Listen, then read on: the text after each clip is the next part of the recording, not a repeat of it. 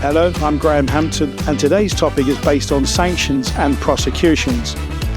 I mentioned criminal prosecutions because the EU are planning to implement new laws on freezing and confiscating assets. Here's a quick brief on the background of the sanctions regimes in OFAC, Office of Foreign Asset Control, EU sanctions, and the United Nations. Sanctions screening aims to restrict dealings with persons involved in illicit activities. For this purpose, an entity is required to screen names against sanctions lists maintained by governments, international organizations, and regulatory authorities.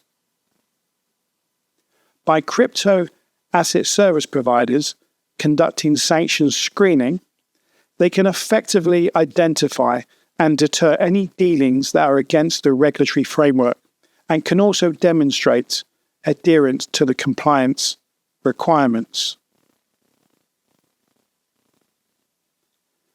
As per regulations, crypto asset service providers are required to conduct screening against the EU sanctions, OFAC, and United Nations consolidated lists. If the regulated entity deals with third countries, it can adopt a risk-based approach and consider other relevant sanctions lists for screening purposes. Sanctions risks are about other aspects of financial control and the predicate offences, which may also be relevant. The headline risks include, but are not limited to, the financing of proliferation, financing of terrorism, human trafficking, money laundering, and bribery and corruption. So you might be thinking, how can a crypto business identify sanctions using Know Your Transaction and Know Your Customer? Sanctions risk management is ensured via the Know Your Customer process, a specific sanctions compliance control, like customers and transactions sanction screening. The performance of the KYC procedure and risk appetite enables us to identify and manage the sanctions risk associated with the customers by ensuring an appropriate level of due diligence, including, again not limited to, identifying and verifying the identity of customers and any relevant associated parties, by ensuring clear purpose and nature of the planned or existing business relationship, including business industries, volumes, involved countries, business partners, the full business plan scope. These measures enable sanctions risk management activities for effective screening of the customer and its associated parties against national and international lists. The identification of any other direct sanctions risk exposure associated with the customer's business relationship and their associated transactions. For example, where the customer is incorporated or resident in a country which is subject to sanctions, or where the customer's primary purpose is to conduct business in a country which is subject to sanctions. The identification of any other indirect sanctions risk exposure associated with the customer's business relationship and their associated transactions, for example, where one of the customer's main business partners is subject to sanctions. You often hear the customer's customer. The sanctions identification process starts with a policy that outlines the responsibilities. Sanctions risk management includes ensuring the identification and fulfillment of regulatory requirements applicable to the sanctions compliance in all of the jurisdictions the entity operates in. For example, the EU entities apply EU sanctions. The USA uses OFAC. UK uses OFAC. Other countries could apply United Nations and national sanctions lists for financial and trade restrictions. For international companies with branches overseas, all transactions regimes will be applied. For example, an EU entity with branches in the UK and the US will need to apply the local national laws.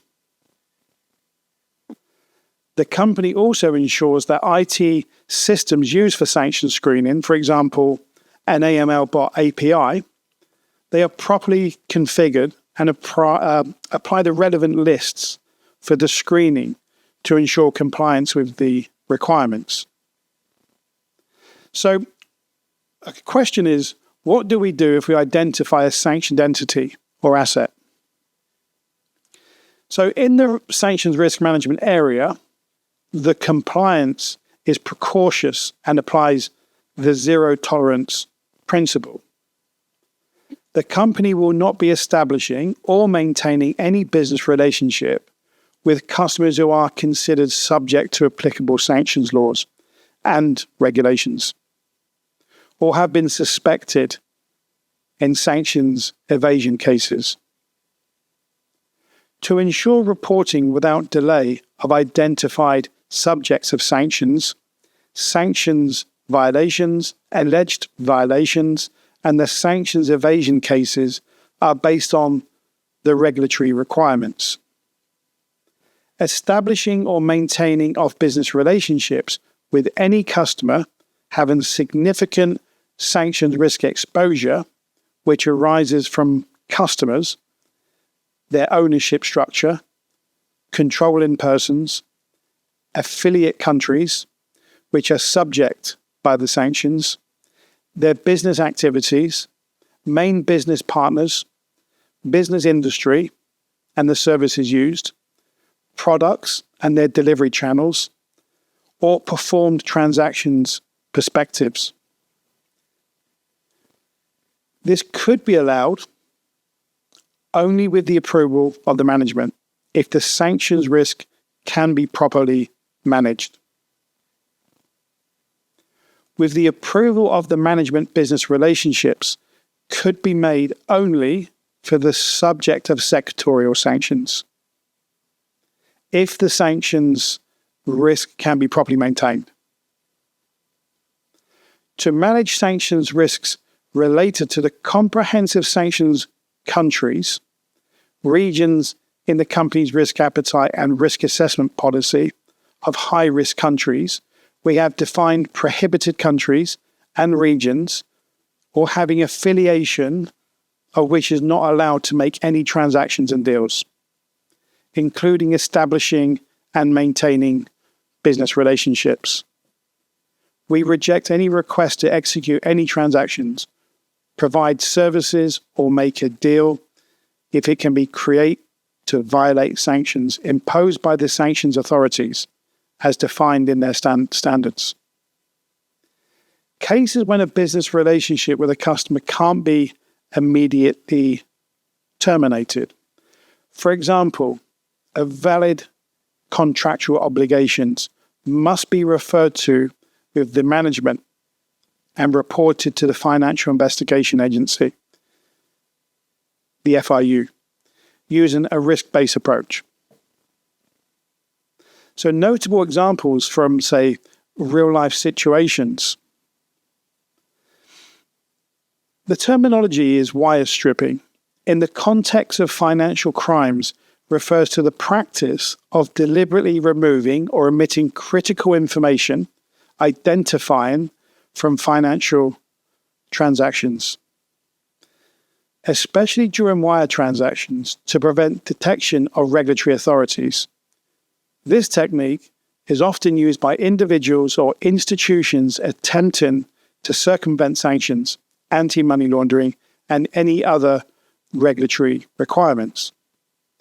The process involves altering or deleting information that could link a transaction to a country or an individual or an entity that are subject to regulatory restrictions or international sanctions.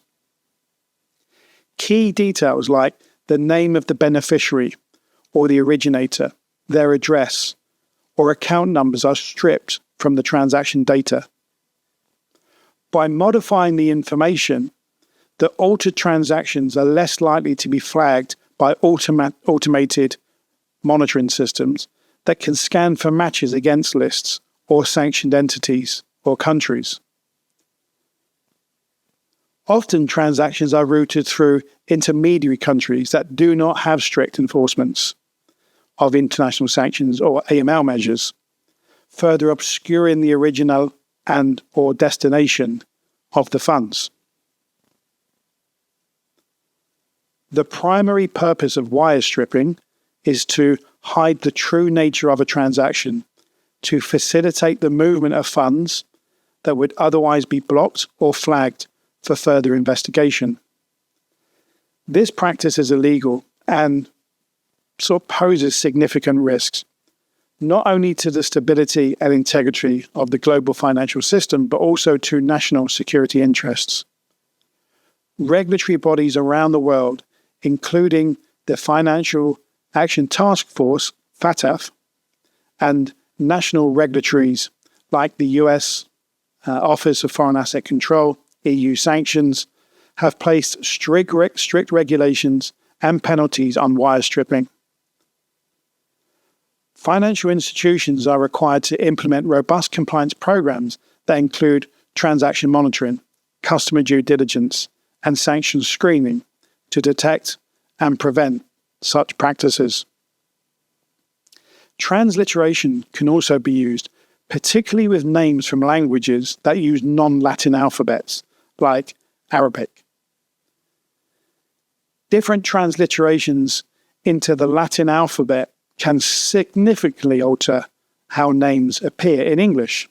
For example, the Arabic name Ali could be transliterated as A-L-I Ali, A-L-Y Ali, or even A-L-I-E Ali.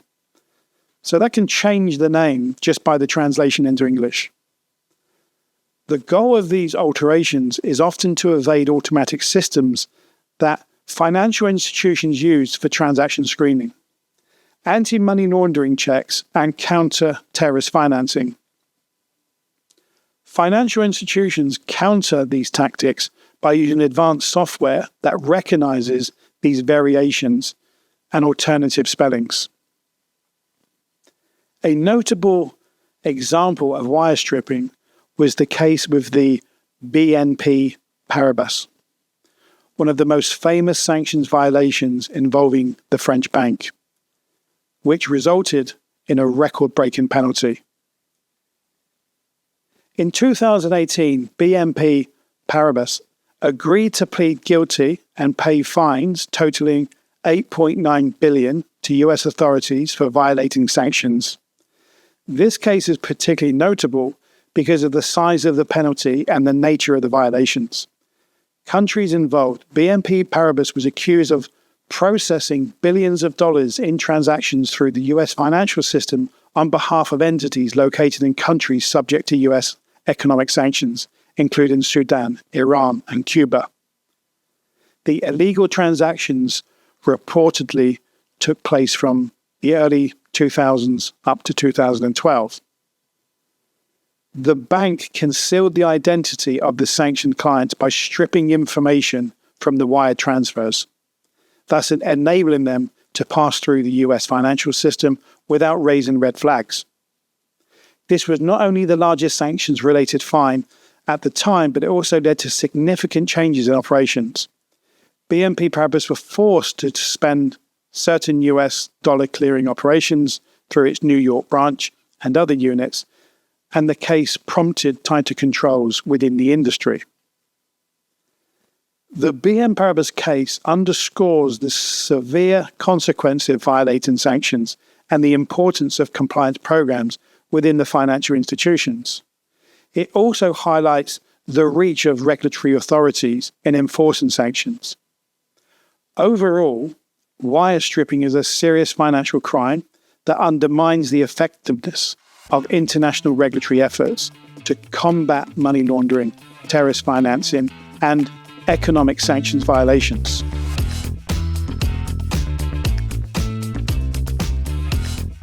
So thank you for listening. I'll leave the topic there, and if you have any further questions, it would be great to hear from you. Thank you.